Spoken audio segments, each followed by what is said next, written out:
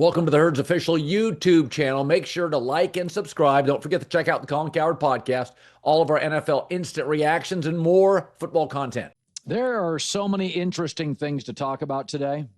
Albert Breer is now, Monday Morning Quarterback is now joining us live. Listen, let's get to the CeeDee Lamb thing because the Cowboys face a ticked-off Packers team. I don't know what the line is. I'm taking Green Bay. Without CeeDee Lamb, it was pretty obvious yesterday. Dak wanted to throw the ball down the field. Pickens is not a separator. He's very good after the catch. They need CeeDee Lamb to score. I mean, to make any big plays. Do we know an update on CeeDee? Yeah, I don't know that it's going to be the full 4 to 6 weeks that you've seen out there. So I think there's a chance that timeline gets shortened by a bit, but obviously it looks very iffy.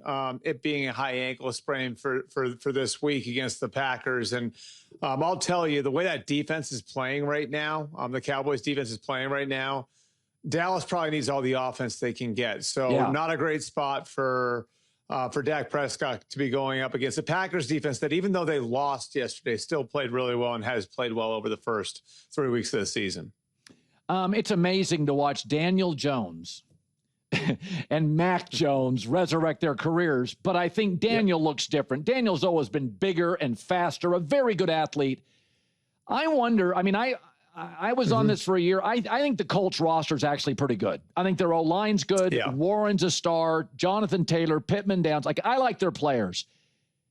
Is the league surprised at this? Are you getting texts from people around the league on Daniel Jones? Because these are big throws, Albert. He's throwing the ball down the field.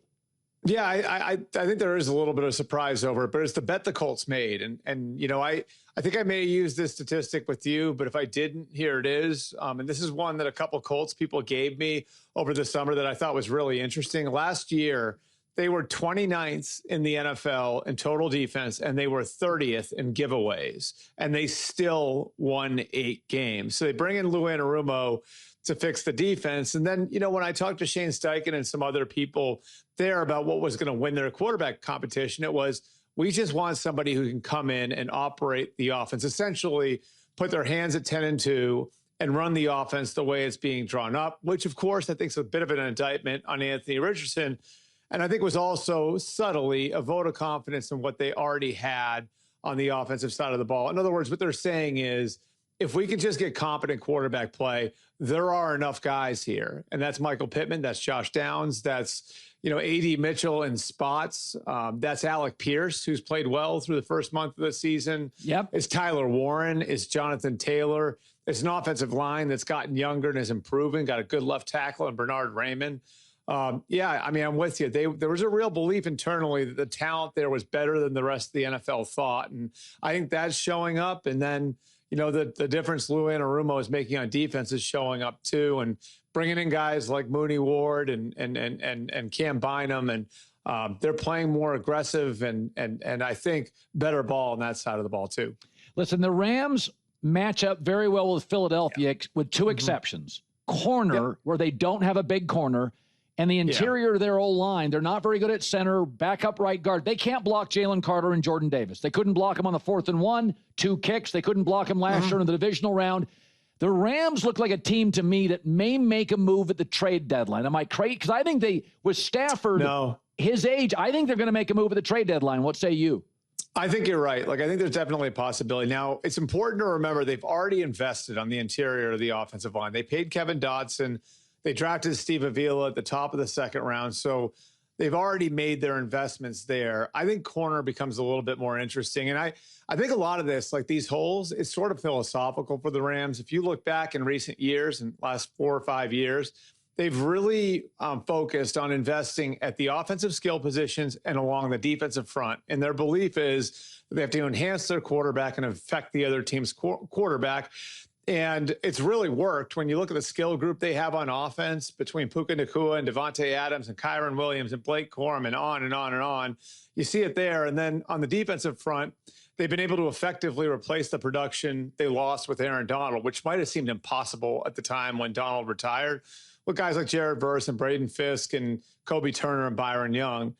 And the second piece of that, of course, is where you're investing a little bit less. And again, they've invested on the interior of the offensive line, but at corner, they haven't. Yeah. And so that'd be the spot I'd watch. Really, since walking away from Jalen Ramsey, They haven't invested much in that position. I believe they haven't used a top 100 pick on a corner in over 5 years now. Wow. And their belief is that position in today's NFL is more of a speed bump than a stop sign. So you're better off trying to get to the quarterback than you are trying to stop the elite receivers. It will be interesting to see if there's a little bit of a shift when you get closer to the trade deadline, if that opportunity exists for the Rams.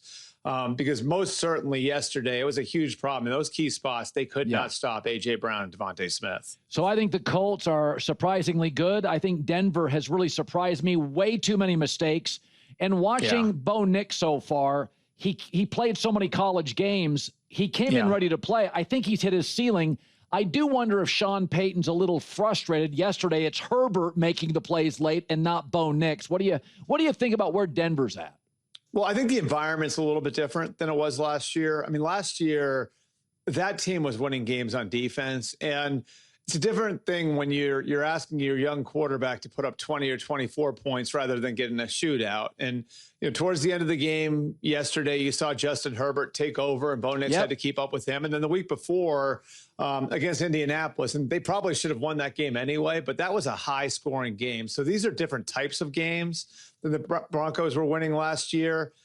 And so then the next question becomes, can Bo Nix elevate? And this is always the way Sean Payton built in New Orleans. You had guys here and there they invested in at the skill positions, Jimmy Graham, Marcus Colston, Alvin Kamara, but most of their investment was in the offensive line, and it was on Drew Brees to make the rest work. So I think now the big picture question for the Broncos is, can they still build that way with Bo Nix as their quarterback, or are they going to eventually have to do a little bit more to put weapons around him? Yeah. You watched the Chiefs last night, and they'll be better when Worthy returns. They'll be better when Rice returns, but they don't run the ball. The offensive line's average. I said they remind me of a pitcher, an old baseball pitcher that's lost about 5 miles an hour off his fastball. And I don't put them in a Super Bowl class. I know everybody thinks they're going to get better, but I saw Rice and Worthy together last year for a few games. They still couldn't run the ball. I didn't love their offensive line. They're another team, Albert, I think could take a swing at the trade deadline to help their offense. Could they not? Tyreek Hill, maybe, if he becomes available. I could see something like that. I think they do want to see what it looks like when they get some of their guys back. And I look back at history, Colin, and to me, they are what the Patriots were for 20 years. And it's interesting, if you look at the 8-year period that the Patriots went to the AFC title game every year, right? From 2011 to 2018. In 4 of those 8 years, the Patriots actually started 2-2. And the idea was that they were so good. They knew they were going to be there at the end. They spent the first month of the season trying to figure out who they were going to be, and then they'd lean into that. And it's taken the Chiefs a little longer to do that this year because of the guys who are out. Like you said, losing Worthy in the opener didn't help. And then Rashee Rice has got the 6-game suspension.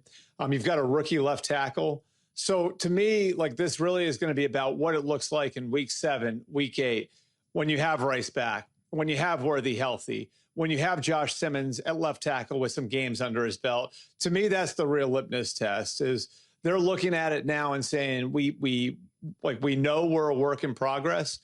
It's going to be about where we can take that work in progress over a month, over 2 months. And it's actually interesting. At halftime yesterday at the Meadowlands, they met as an offense in the locker room. And basically, I'm not going to say it was like a come to Jesus meeting, but the coaches sat down with the players and said, we need to stop trying to do too much. We need to play each play for itself, play by play. That's how we're going to attack the rest of this game. And I think you did see a little bit of a calmer Patrick Mahomes, a little bit of a more level offense the rest of the way. And to me, the proof is in the pudding with how Mahomes played. And I think one stat to look at over the first three weeks is his rushing attempts, because things aren't right with Kansas City when Mahomes is running the ball a lot. They were really high in week 1, really high in week 2. This week, they got that number down to 5 rushing attempts for Patrick Mahomes, and 3 of them were kneel down. So I do think they're slowly moving in the right direction. So this is awful. Nick Bosa, season-ending torn ACL. Yeah. Clear tear. Oh, boy, that's awful.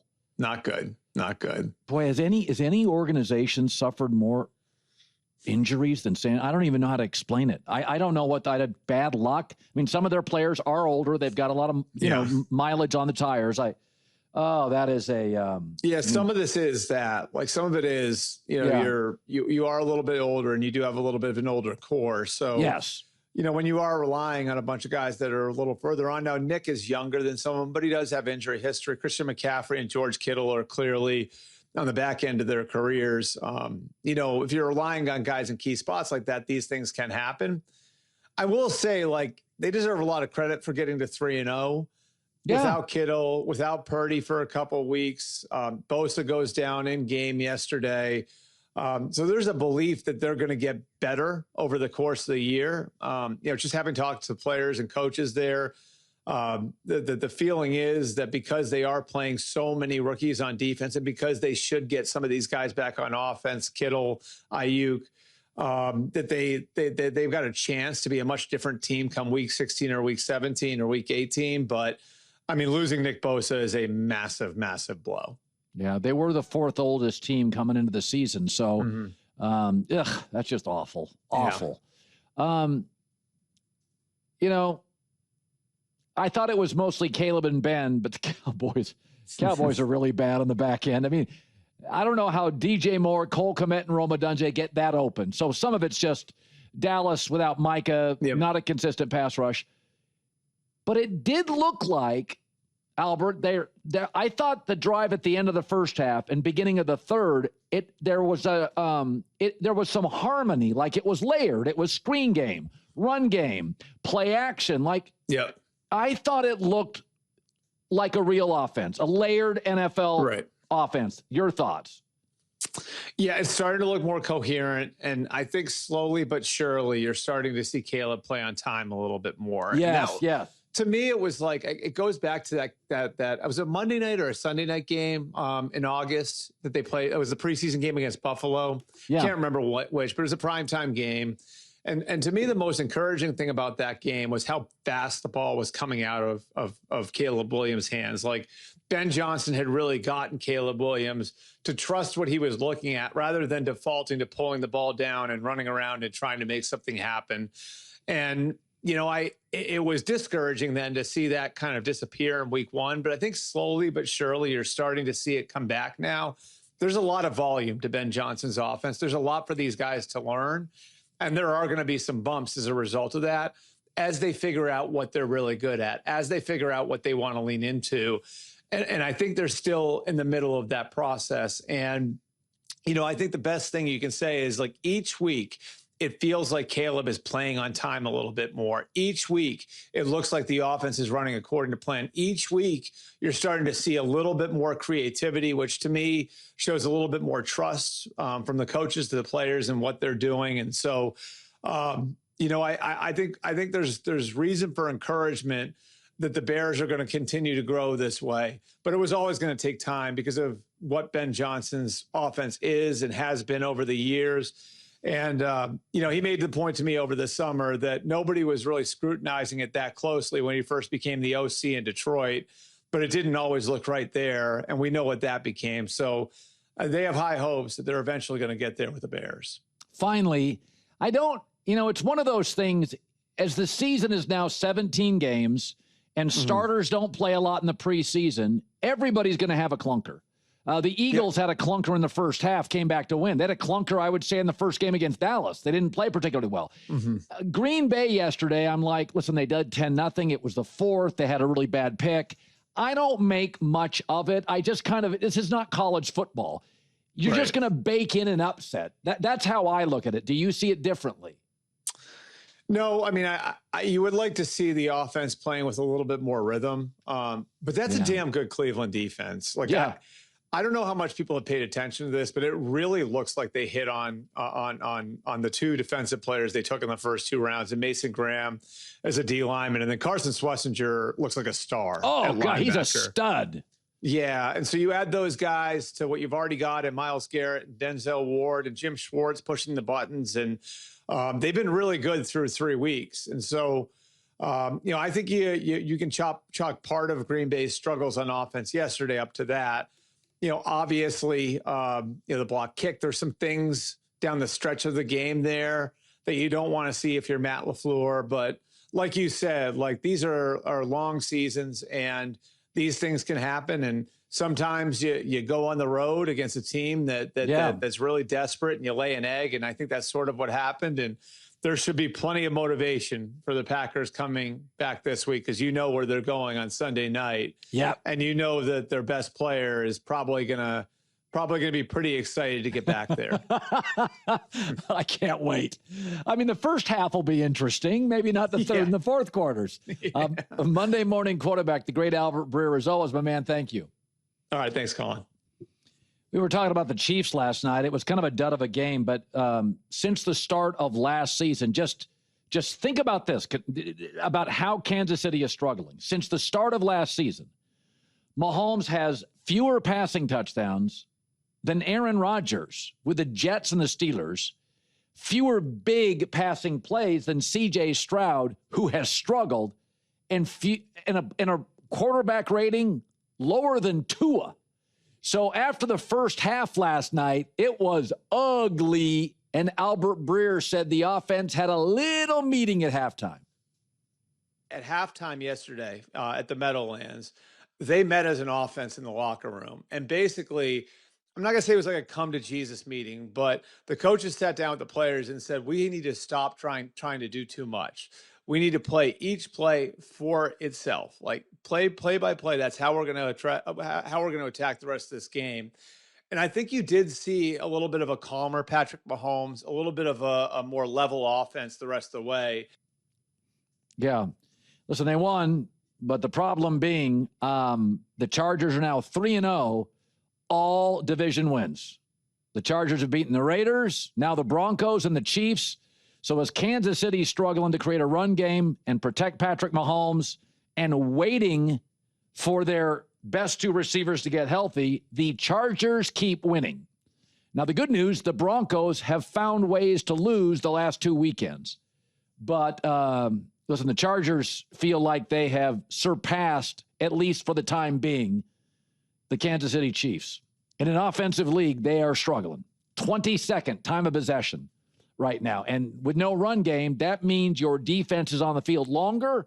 Your defense statistically gets hurt more than your offensive players. So they need Worthy back, Rice back. They have got to improve their time of possession and third down efficiency to keep their defense off the field because they are living right now on that defense. Meanwhile, Matt Hasselbeck stopped by. Say what you want. I know nobody wants to give Caleb Williams credit. You know, people always say, Colin, give my team credit. That's what Visa does or MasterCard. I'm not in the credit business. I've been saying this. I'm in the honesty business. Pittsburgh did not win yesterday. New England lost the game. New England was a better team. I mean, I went and looked after the game yesterday at the box score. I mean, New England had 30% more first downs, almost double the yards, dominated time of possession. I mean, the Steelers even had more penalties. It's the same team that went 0-5 down the stretch. They can't run the ball. Protection sketchy. Old quarterback doesn't move well. Expensive defense that for some reason feels very vulnerable. And I said it last week. You're going to beat Jake Browning. You're going to beat Joe Flacco. You're probably going to beat Drake May. New England gave the game away. 5 turnovers, dumb penalties, an awful interception right here. Just a terrible throw. So, this is the same team, Pittsburgh, that went on a 5-game skid at the end of last year. I mean, they got 5 turnovers and all their possessions without that, and they scored 3 touchdowns. So New England's young. They make a lot of mistakes. They've got a lot of new personnel. They're not very good. But I can't give the Steelers credit on this because I'm here to be honest, and I don't think Pittsburgh's very good. I thought they were totally outplayed. And, I mean, again, everybody's going crazy because Aaron's breaking records, and he deserves credit because I've always thought he was better than Brett Favre top to bottom anyway. But with quarterbacks in the NFL with at least 20 attempts, Aaron's dead last in air yards per completion. It is a dink-and-dunk offense that can't run the ball. And, listen, you get credit in this league for winning games when you're playing terribly. And the Steelers are going to go, if you look at their schedule, who's coming up next? It's, Flacco, and it's Jake Browning. They're going to be 5-1, and the fans are going to be going crazy. But they have fewer offensive yards than Detroit, and the Lions don't play until tonight. They've only played 2 games. So I looked at just the box score. If you would have not watched this game, you would have thought New England only won, but they blew them out. So, they forced 5 turnovers. Mike Tomlin said, I like that. That's why we spend as much time practicing down in that space as we do as a collective. We got to be great on defense. In the effort to win the point swing, we got to be great on offense. And when you take the ball away, man, you get all 7 points. Usually you're fighting for 4. It cannot be going the way you desire, but you better have enough emotion. You better have enough belief. You better stay the course in an effort to do it. I feel like I've been watching the exact same Steeler team for 5 years. Quarterbacks past their prime. They can't run. Pass protection is sketch. They're loose on the details. That they kind of figure out a way. Their defense isn't as good as what they pay for it. But they kind of figure out a way to beat the bad teams. And this league's got about 60% bad teams. And here's Mike Vrabel on the turnovers that killed his young team. We don't need to learn a lesson. We just have to not give them so many chances. With turnovers, take care of those things. And, there's a lot to clean up. A lot of good in there. But unfortunately, just not enough to get us to win. I'll give Vrabel credit. He's not necessarily barking at his players. He knows what he has. He can see all the mistakes, the youth. But I can't just say every team that won deserved to win. Like, there are weeks. Philadelphia trailed 26-7, but they dominate the second half, and they earned those block kicks. The Eagles earned that stop on 4th and 1. The Eagles deserve to win that game. They dominate the second half. And Tampa Bay, had they lost, well, it would have been their fault. The Jets scored 3 quick touchdowns, boom, boom, boom. But in this instance, it was just a young team making mistakes with penalties and turnovers. But they won in Pittsburgh. They're celebrating. I can't give you too many flowers on that. It is a very... That offense is a water pistol. There's just not a lot there. Aaron made a couple of nice throws. He and DK Metcalf have some symmetry there. It works. You deserve credit for that. Colin right, Colin wrong. Top of hour number 2. Matt Hasselbeck stops by. He's going to talk all about the Chicago Bears, among other teams. Tonight, Ravens, Lions. We like Baltimore. Baltimore at home against an NFC team usually turns out well.